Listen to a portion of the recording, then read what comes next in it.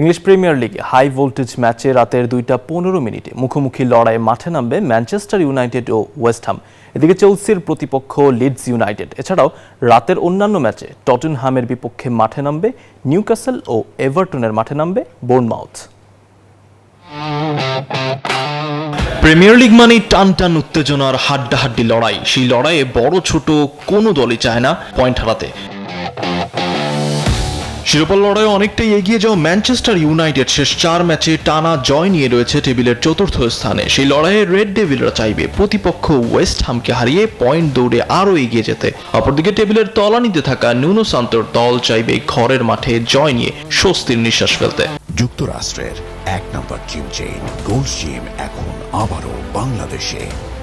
বসুন্ধরা আবাসিক এলাকা ও Bashundhara city shopping মলে। এদিকে 25 ম্যাচে 43 পয়েন্ট নিয়ে টেবিলে 5-এ রয়েছে চেলসি। রাত 1:30টায় ব্লুজদের বিপক্ষে মাঠে নামবে লিডস ইউনাইটেড। 25 ম্যাচে 29 পয়েন্ট নিয়ে লিডসের অবস্থান টেবিলের 16 নম্বর স্থানে। অন্যদিকে নিউক্যাসলের বিপক্ষে মাঠে নামবে স্বাগতিক টটেনহাম। টানা হোঁচট খেয়ে পয়েন্ট টেবিলের ভালো অবস্থানে নেই দুই দল। তবে মাঠের লড়াইয়ে জয় নিয়ে এডি হাউয়ের শীর্ষরা চাইবে স্বস্তির শ্বাস ফেলতে। Desk report, news 24।